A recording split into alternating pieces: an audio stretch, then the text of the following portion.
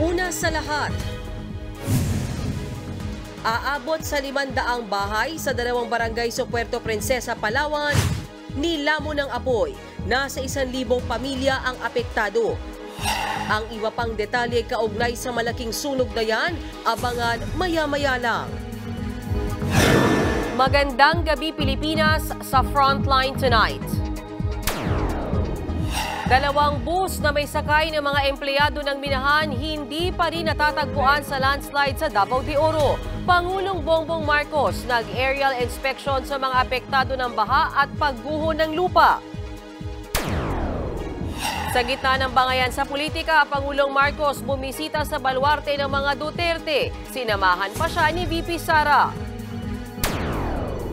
Pilipinas, obligado pa ring makipagtulungan sa ICC, kabilang na ang pagpapatupad ng arrest warrant ayon kay dating Associate Justice Antonio Carpio. Dating Pangulong Duterte iginiit na hindi siya magpapahuli ng buhay. Magnolia Hotshots hindi pinayagang masweep ng San Miguel ang final series ng PBA Commissioner's Cup.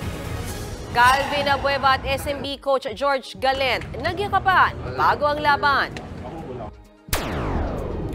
Sa showbiz tonight, Blackpink Lisa may i-reveal bukas. At hiwalayang Bea Alonzo at Dominic Roque, may kinalaman daw ang isang politiko.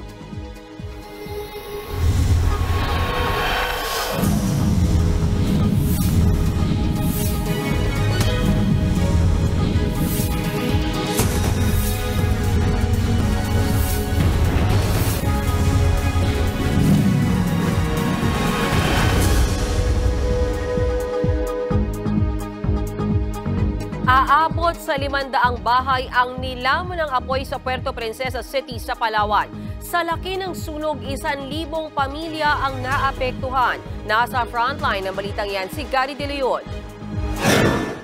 Sa drone footage na ito, nakuha sa Puerto Princesa City sa Palawan, kaninang 2:00 ng madaling araw, kitang-kita ang matinding lagablab ng apoy.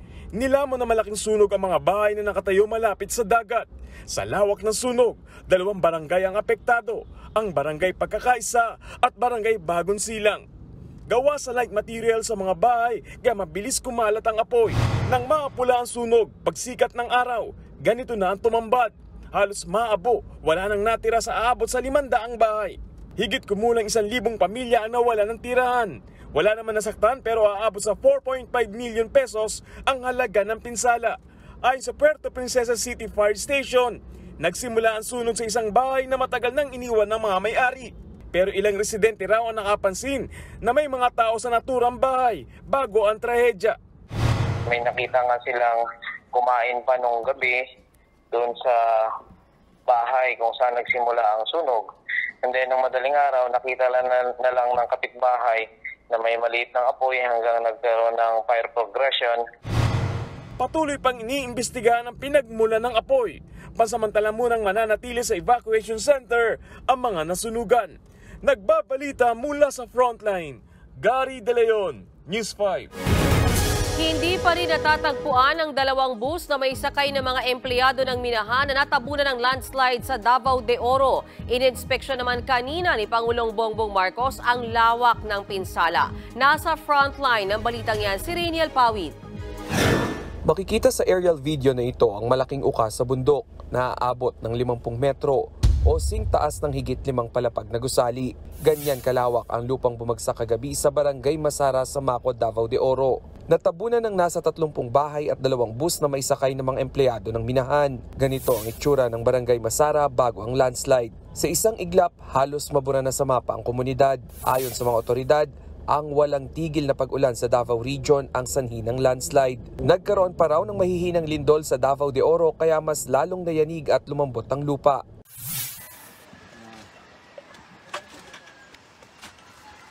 Wala na? Hanggang kaninang hapon walang tigil sa paghahanap ng survivors ang rescue team. Sinuong nila ang mga sirasirang bahay sa pag-asang may mga nakaligtas pa. Natagpuan nila ang ilang sugatan at agad dinala sa pagamutan. Gumamit pa nga ng air ambulance ang mga sundalo para mas mabilis na maibiyahe sa ospital ang mga biktima. Ayon sa Army Rescue Unit, hindi bababa sa 7 ang patay.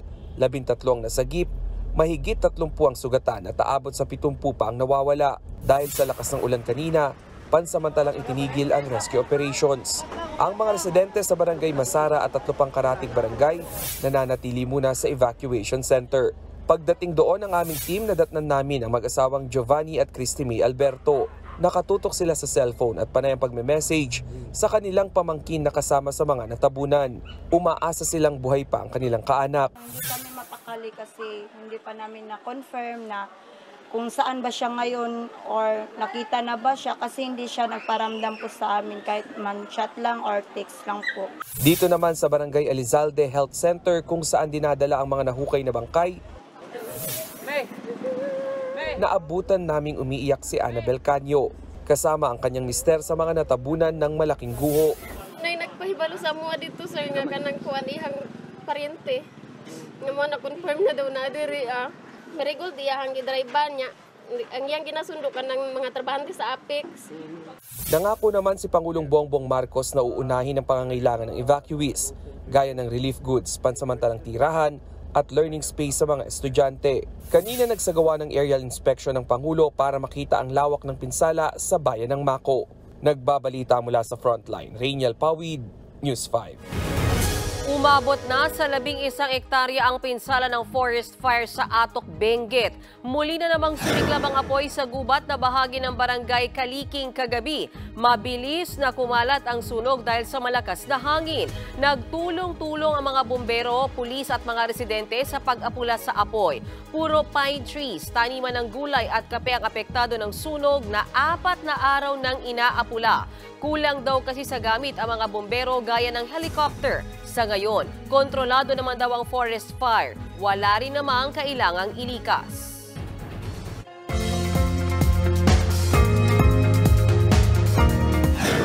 Sa mga kapatid natin sa Mindanao, doble ingat pa rin sa posibleng pagguho ng lupa bunsod ng maulang panahon. Epekto pa rin yan ng easterlies o yung hangin mula sa dagat Pasipiko. Makakaranas ng katamtaman hanggang sa malakas na pag-ulan ang Northern Mindanao, Davao Region, Caraga, pati na sa Southern Leyte at Bohol. Pinag-iingat sa pagbaha at landslide ng mga nakatira sa mga naturang lugar. May namataan ding kumpol ng ulap sa timog silangan ng Mindanao. Mababa naman ang tsansa nitong maging bagyo, pero base sa Metro Weather, posibleng magpaulan yan sa ilang lugar sa Mindanao sa mga susunod na araw. Kalat-kalat na pag-ulan naman ang mararanasan sa Batanes, Metro Manila at natitirang lugar sa bansa dahil sa amihan at localized thunderstorms. Nagkasama kanina sa Davao City sina Pangulong Bongbong Marcos at Vice President Sara Duterte. Sa gitna yan ng maiinit na banat ng pamilya Duterte kay PBBM. Nasa frontline ng balitang yan si Maricel Halili. Personal na bumisita kanina si Pangulong Bongbong Marcos sa baluarte ng mga Duterte, ang Davao City. Pinangunahan niya ang pagpapasinaya sa Davao City Bulk Water Supply Project. Ipinag-utos dito ng Pangulo na paspasan na ang pag-aayos sa water project sa bansa, lalo't na riyan ang banta ng climate change at El Nino. Any disruption to the water supply, such as the one posed by the El Nino phenomenon, which we are feeling the effects of now, degrades our quality of life. It dampens our economic activity and can fuel disorder. Wala naman sa event ang alkalde ng Davao City na si Mayor Baste Duterte na kamakailan lang ay binanatan si PBBM na dapat na raw magbitiw sa pwesto. Nagtungo rin si Pangulong Marcos sa Rizal Memorial College sa Davao City at namahagi ng higit 2,500 na titulo ng lupa sa agrarian reform beneficiaries. Wala pa rin dito si Mayor Baste pero present na ang kapatid niyang si Vice President Sara Duterte na siya mismong nagpakilala sa Pangulo. Ladies and gentlemen, the President of the Republic of the Philippines, His Excellency Ferdinand R. Marcos Jr. Mainit ngayon ang banggaan sa pagitan ng mga Duterte at ng Administrasyong Marcos matapos magkaroon ng prayer rally sa Davao City noong January 28 kontra People's Initiative para sa Charter Change, kung saan nagbitiw ng maanghang na salita si dating Pangulong Rodrigo Duterte laban kay PBBM. Sa kabila nito, masaya raw si Pangulong Marcos sa kanyang muling pagbisita sa tinaguriang Duterte Country. Maraming masasayang alaala ang ibinigay ng Davaoenyo sa akin at sa aking pamilya sa nakalipas na panahon. Marami ring mga pagkakaibigang panghabang buhay ang naburito. Hindi maaaring mawala sa aking puso ang pagmamahal ng Davao sa mga tao dito. Sa isang pahayag, matatanda ang sinabi ni VP Sara na nauunawaan niya raw ang sentimiento ng kanyang kapatid nang manawagan itong bumaba sa pwesto si PBBM. Kasabay ng nararanasan niya umanong hindi magandang trato mula sa ilang taong nakapaligid sa Pangulo. Magkasamang nilagdaan ni Pangulong Marcos at VP Sara ang kontrata sa pagtatayo ng Davao Public Transport Modernization Project. Isa itong bus-based public transport system na layong mapaganda ang commuter experience sa lungsod. The infrastructure we are building must not only wipe out the arrears of the past, but must respond to the needs of the present and anticipate circumstances in the future. Hindi na nagpaunlak ng panayam sa media sina Pangulong Marcos at VP Sara. Nagbabalita mula sa Frontline, Maricel Halili, News 5. Hindi raw magpapahuli ng buhay si dating Pangulong Rodrigo Duterte sa International Criminal Court o ICC. Kasunod yan ang napabalitang may warrant of arrest na siya para naman sa isang dating maestrado ng Korte Suprema kung inosente si Duterte, humarap siya sa ICC. Nasa frontline ng balita yan si Elaine Fulgencio. Kahit hindi na tayo miyembro ng International Criminal Court o ICC, obligado pa rin ang gobyerno ng Pilipinas na makipagtulungan tungkol sa investigasyon sa drug war sa ilalim ng administrasyon ni dating Pangulong Rodrigo Duterte. Ayon yan kay dating Supreme Court Senior Associate Justice Antonio Carpio. We are no longer a member state, but I think the decision of the Supreme Court said that since the offense of which former President Duterte is charged happened while we were members of ICC, we are obliged to cooperate up to now. At kasama raw sa ating obligasyon ang pagpapatupad ng warrant of arrest, tulad na lang ng nababalitang arrest warrant kay Duterte na isiniwalat ng kanyang dating tagapagsalita na si Attorney Harry Roque. Dahil walang law enforcement ang ICC, nakasalalay sa ating pamahalaan ang posibleng pag-aresto sa dating Pangulo. Pero ayon sa Philippine National Police, wala silang natatanggap na impormasyon na ipinaaresto si Duterte. Kaya hindi po natin alam, sir, kung sino po yung source nila, Attorney Roque, at yung ating pong dating presidente. But on the part of the PNP po, wala pa po tayong nare-receive na any information. Ayon naman kay Assisting Counsel to the ICC, Attorney Cristina Conti, sa preliminary investigation pa lang ang ICC. Kung makakita ng basihan, dito pa lang daw maglalabas ng arrest warrant para makuha ang panig ng idinadawit sa reklamo. Kung sakaling sa stage na ito magkaroon ng warrant of arrest, ang warrant na ito ay para mag-cooperate siya or makatulong siya dun sa investigation. So it is more like a summons o patawag na, sige nga, una nang sinabi ni Pangulong Bongbong Marcos na hindi niya hahayaang makapasok sa bansa ang ICC. Ayon kay Senator Bongo, na kaibigan at dating AD Duterte, yan ang pinangahawakan ng dating Pangulo kaya hindi raw siya nag-aalala. Ayon naman kay Roque, wala raw balak makipagtulungan sa ICC ang dating Pangulo. Hindi rin daw ito magpapahuli ng buhay. Kagabi, ang sabi niya siya ay mag-i-issue ng statement pero in-inform ako na ako na lang daw ang magsalita. Nais niyang iparating sa taong bayan is quote, no? Harapin ko sila pero hindi nila ako makukuhang buhay. I am 80 years old, okay na ako. Hindi po siya natitinag, hindi po siya natatakot, pero sa mulat-mula ang sinasabi niya, hindi siya magpapahusga sa mga dayuhan. Pero para kay dating Associate Justice Carpio, dapat humarap sa ICC si Duterte. If you are innocent, you really believe you are innocent, the best thing to do is to go there and present your side. Para naman sa isang human rights group, matagal na dapat inaresto si Duterte. Dati siyang Pangulo, he should know better, di ba? Tungkol po sa pagiging bahagi ng isang international community doon po sa period covered before po nag-withdraw ng ratification ng Pilipinas, ay enforce po yun. No? At dapat po ginagalang natin. Taong 2016 nang ilunsad ng Administrasyong Duterte ang kampanya kontra droga kung saan higit 6,000 ang namatay. Nagbabalita mula sa Frontline, Elaine Fulgencio, News 5. Sinampahan ng reklamong katiwalian sa ombudsman ng ilang matataas na opisyal ng Department of Transportation kaugnay ng PUV Modernization Program. Inihain yan kanina ng grupong Manibela. Damay sa reklamo sina Transportation Secretary Jaime Bautista at Office of Transportation Cooperatives Chairman Andy Ortega. Damay rin sina Solicitor General Menardo Guevara at LTFRB Chairman Chofilo Guadiz at 3 pang opisyal ng LTFRB. Ayon sa Manibela, hindi man lang ipinagtanggol ng mga opisyal ang interes ng mamamayan. Dapat din daw silang mag-resign. Pag-aaralan daw ng DOTR ang reklamo. Nauna ng kinwestiyon ng transport groups ang legalidad ng PUV Modernization Program sa Korte Suprema. Inabuso tayo, nilabag ang ating mga karapatan, diniprive ang ating kabuhayan. Kailangan managot kung may paglabag. At yung constitutionality nito, dapat ma-resolve na rin ng Supreme Court. Susunod, away ng magtiyuhin sa Cebu dahil umano sa iniidolo nilang artista na uwi sa pamumugot. Mga empleyado ng Quezon LGU dumepensa para sa ikinulong na film director dahil sa umano'y panununog ng modern jeep. At condo unit ni Dominic Roque nakapangalan daw sa isang politiko. Ayun na po ang bahalang humusga kung sino talaga. Yan. Pag sinabi nating politiko, lalaki po ang politiko. Magbabalik pa ang Frontline Tonight.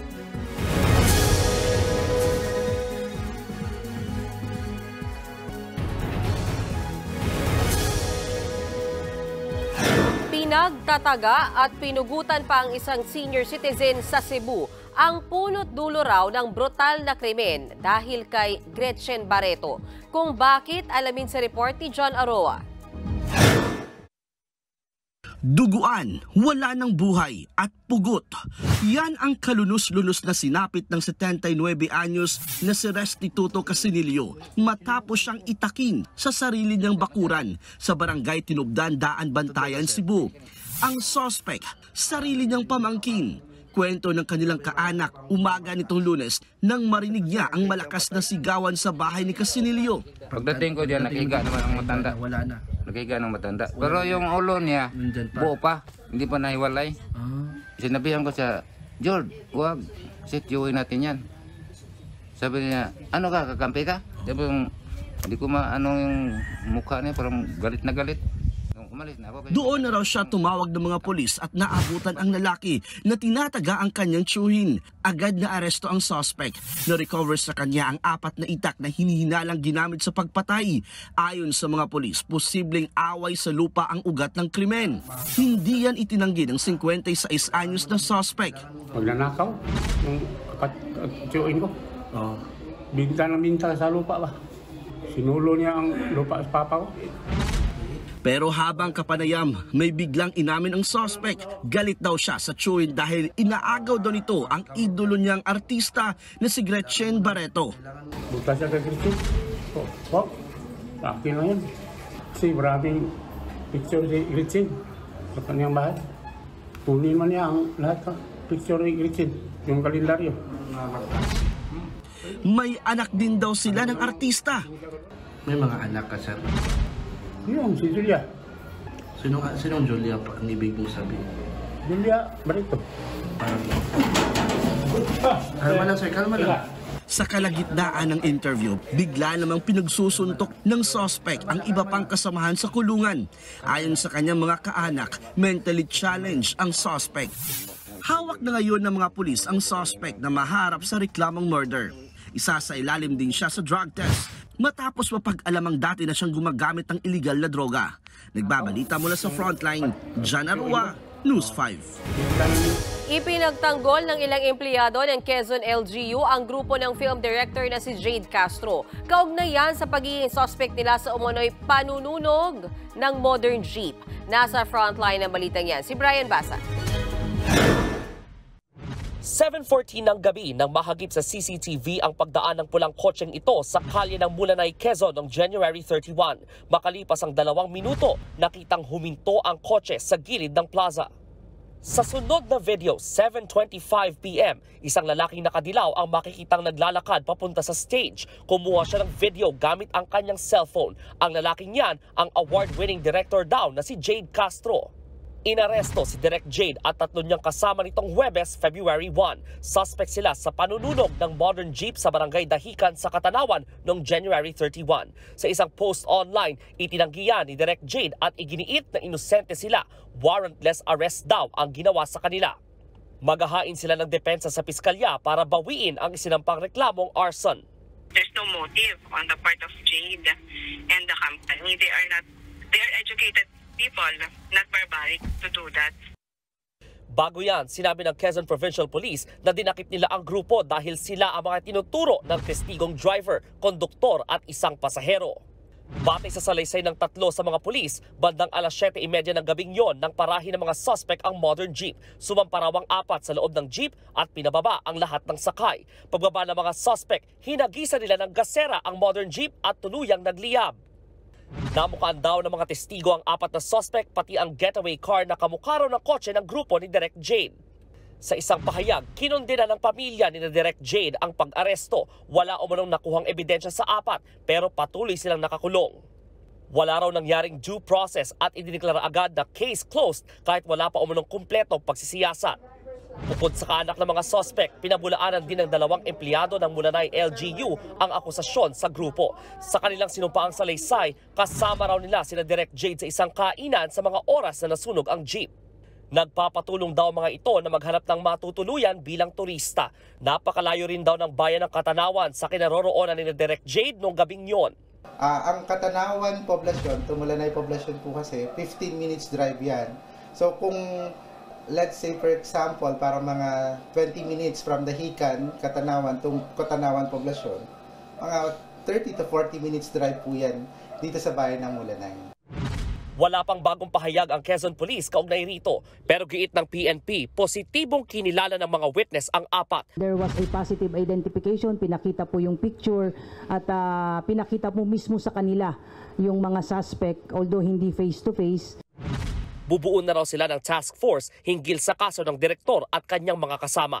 Tuloy naman ang panawagan ng iba't ibang grupo, mga direktor at ilang kilalang artista ng hustisya at agarang pagpapalaya kina Direk Jade at 3 niyang kasama. Nagbabalita mula sa Frontline, Brian Basa, News 5.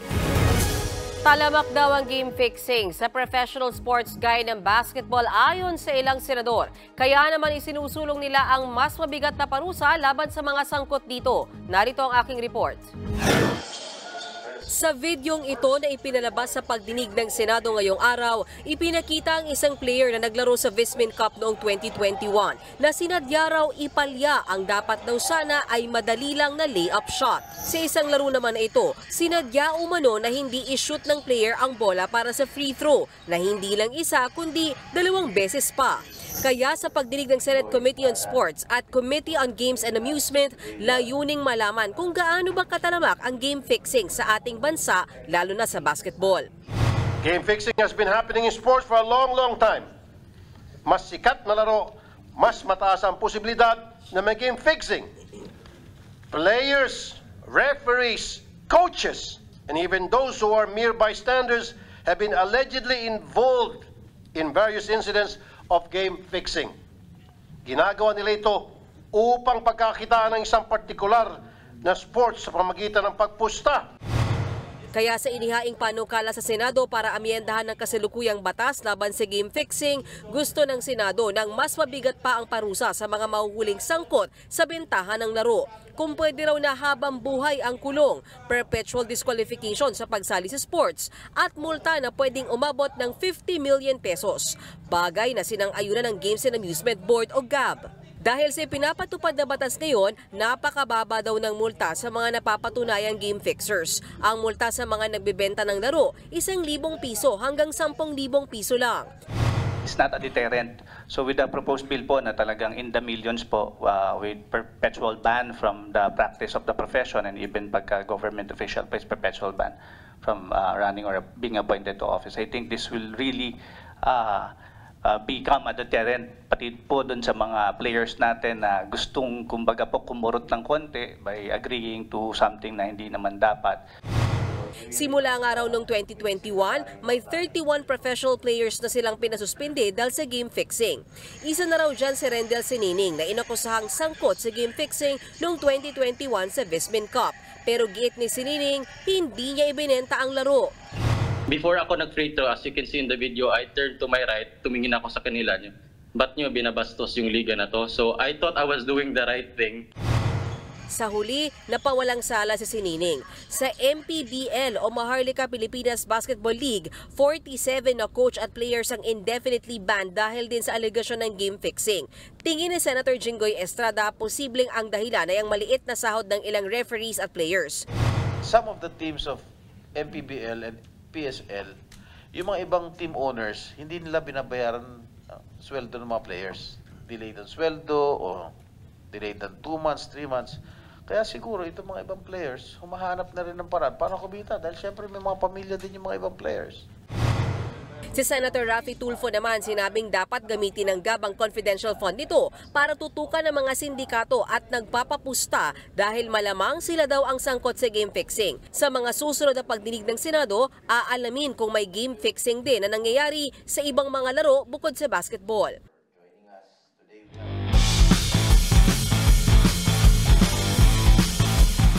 Nakaisa na ang Magnolia Hotshots kontra San Miguel Beermen sa Game 3 ng PBA Commissioner's Cup Finals. Pinutol ng Magnolia ang winning streak ng San Miguel matapos ang kanilang 88-80 win kanina. Best player of the game si Mark Baroca na naka 20 points, 4 rebounds at 6 assists. Sa Biyernes gaganapin ang Game 4 sa Smart Araneta Coliseo. Bago naman ang laro kanina, nagkasalubong at nagyakapan sina Calvin Abueva at San Miguel coach George Gallant. Nagsorry si Abueva sa pag-iinsulto niya sa physical disability ni Coach Gallant. Pinatawan din ng PBA si Abueva ng 100,000 pesos na multa. Susunod, 100 pisong aumento sa arawang sahod ng mga manggagawa sa pribadong sektor isinusulong sa Senado. Fans ni Christopher De Leon, dismayado dahil hindi man lang daw na-nominate ang batikang aktor sa Manila International Film Festival. At hiwalaya ni Bea Alonzo at Dominic Roque, may involved daw na lalaking politiko? Tutok lang mga kapatid dito sa Frontline Tonight.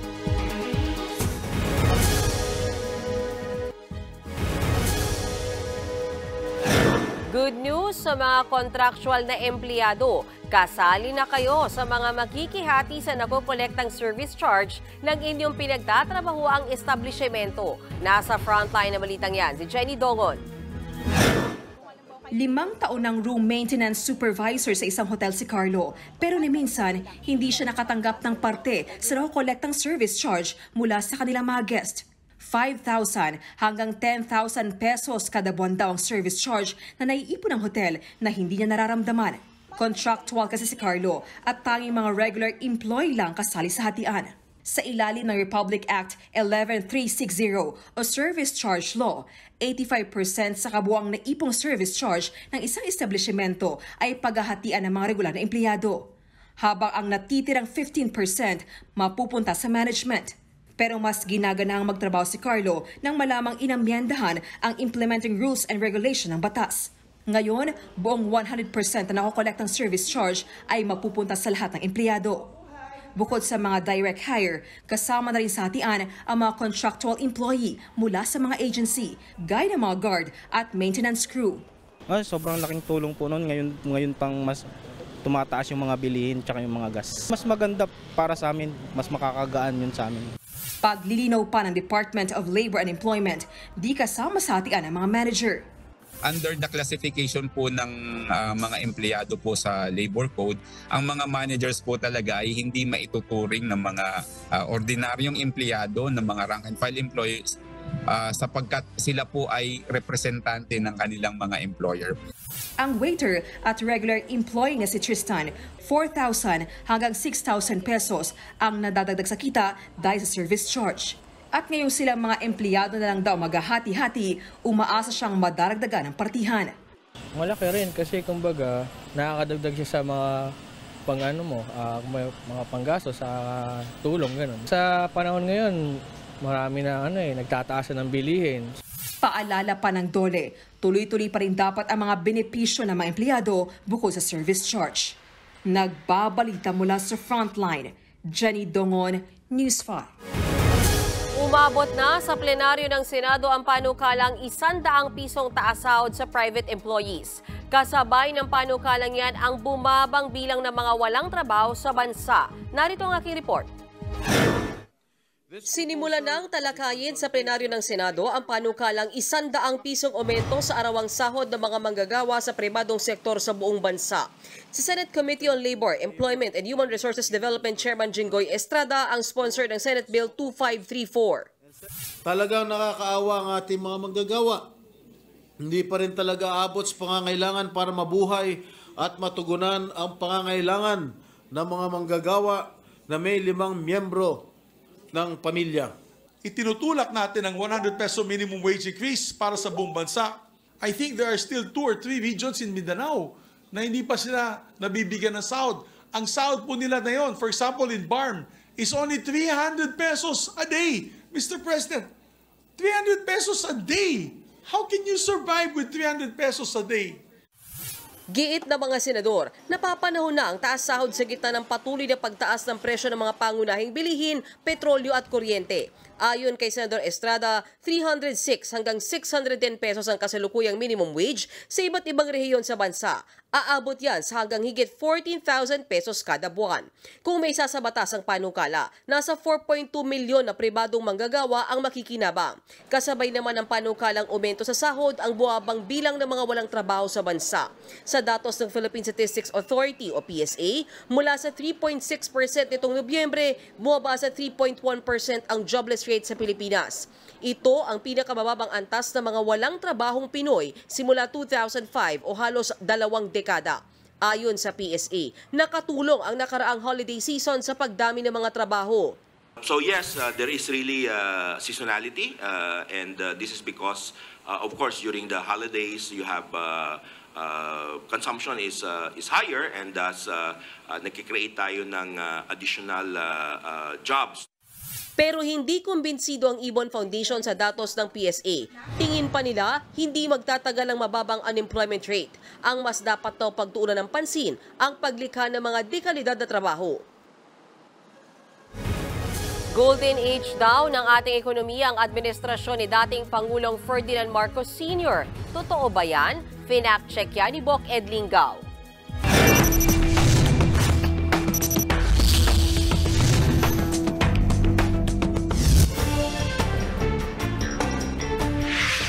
Ang ekonomiya ng Pilipinas maunlad lamang daw nung panahon ng mga Marcos.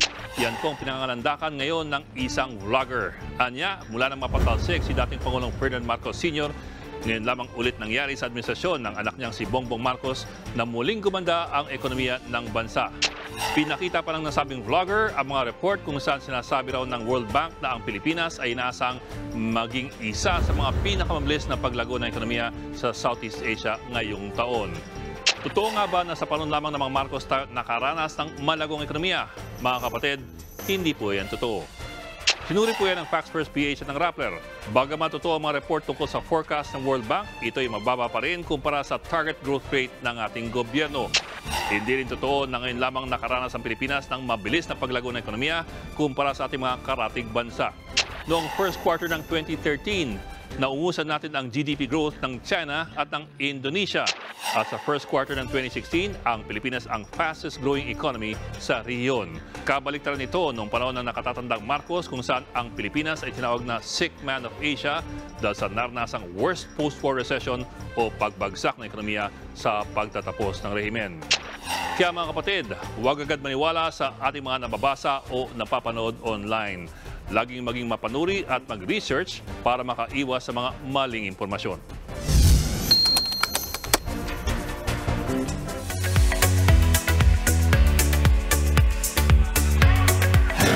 Showbiz Tonight na tayo. Hot topic ngayon, ang politikong sangkot daw sa hiwalayan ni Bea Alonzo at Dominic Roque. Yan at iba pang mainit na chika sa report ni MJ Marfori. Meron pong politikong involved dito sa isyong ito. Kami na po ang nagsasabi, madiin naming sinasabi ni Romel, meron pong politiko na sangkot sa isyong ito. Ito ang pasabog ng showbiz columnist na si Christy Fermin sa hiwalayan umano na Bea Alonzo at Dominic Roque. Sinabi niya yan sa kanyang 1PH show na Christy for Minute. Kayo na po ang bahalang humusga kung sino talaga. Yan. Pag sinabi nating politiko, lalaki po ang politiko. Dahil pwede namang sabihin na babaeng politiko, di ba? Pero kapag ginamit mo yung pagpapakilala na politiko na kontrobersyal, lalaki yon. At eto pa nga, naungkat din ni Christy sa kanya namang personal vlog na ang condo unit ni Dom pagmamay-ari rin daw ng lalaking politiko. Oo, may trabaho siya. Pero walang definido na sagot kung ano yung trabaho na yon. At ang condo unit pala na tinitirahan nitong si Dominic ay nakapangalan sa isang napaka-controversial na politiko. Hoy! Ay! So politiko ang sinabi ko, lalaki ha. Lalaking politiko. Sinusubukan pa rin ng News 5 na kunan ng pahayagang parehong kampo ng Bea Dom. Lalo't umiinit ang chikang hiwalay na ang dalawa nang kumpirmahin ito ng batikang talk show host na si Boy Abunda. Now is the perfect time naman para kay Heart Evangelista na magka-baby. Yan ang chika niya kanina sa isang endorsement event. Matatanda ang nagkuna ng aktres sa kambalsanan nila ni Senator Chis Escudero noong 2018. Ngayon, deserve na raw ni Heart na magkapamilya. I'm ready as a person, and I would be able to give more because I'll be able to tell her more and share more wisdom. Nakikisa naman si Star for All Seasons Vilma Santos sa mga sumusuporta kay Christopher De Leon. Nakatambal niya sa pelikulang When I Met You in Tokyo. Kaugnayan sa umano'y pangi-snub ng Manila International Film Festival kay Boyet. Hindi nakapasok si Boyet sa listahan ng mga nominado sa Best Actor category. Sina Piolo Pascual at Dingdong Dantes naman ang itinanghal na Best Actors. Ikinadismaya rin ng fans ang tila pag-etsapuera kay Boyet, gaya ng trending post na ito sa Facebook. Nakakabastos daw para sa batikang aktor na hindi siya na-nominate. Tila sinigundohan naman niya ni Vilma nang i-share niya ang post sa kanyang official FB page. Wala namang pahayag dito ang jury ng MIFF. Nagbabalita mula sa Frontline, MJ Marfuri, News 5. Abangan, roller coaster sa Hong Kong Disneyland biglang tumirik. Mga sakay na turista, sinagip. At Blackpink Liza, may big reveal daw bukas. Tuloy-tuloy lang ang balitaan dito sa Frontline Tonight.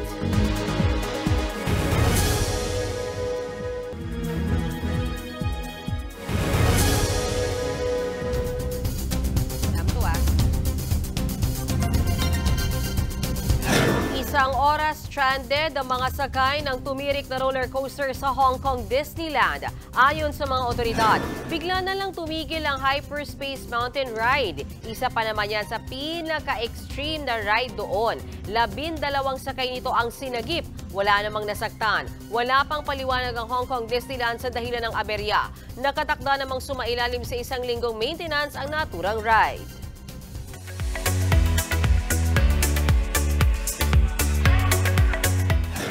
Attention Blinks! May i-reveal bukas na bagong project si Blackpink member Lisa. Shinare ng K-pop star ang black and white photos niya sa kanyang IG story na may nakalagay dyan na coming soon. Wala pang ibang detalye pero base sa photo, bukas na yan i-reveal. Trending naman ngayon ang Lisa coming soon. Kung sakali, ito ang first project ni Lisa matapos niyang hindi pumirma ng kontrata sa YG Entertainment para sa individual activities. 2021 nang mag-debut as soloist ang Blackpink member sa kanyang album na La Lisa. Heto pa, nagsimula na ulit ang The Eras Tour ni Queen Taylor Swift sa Japan.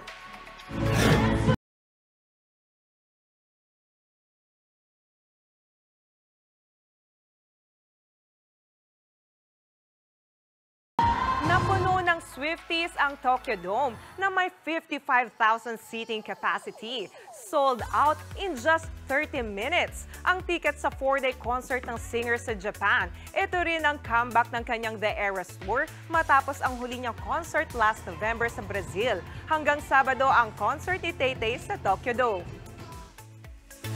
At yan ang latest and hottest sa showbiz tonight. Ako si Jania Lipon. Happy Wednesday mga kapatid! Happy Wednesday at yan po ang 45 minuto ng pagimay sa mahalagang headlines, balitaan at diskusyon para sa paghubog ng matalinong opinyon. Kami ang inyong kasangga sa pagbabalita sa ngalan ng aking partner na si Bok Ed Lingaw. Ako po si Mean Los Baños. Magandang gabi.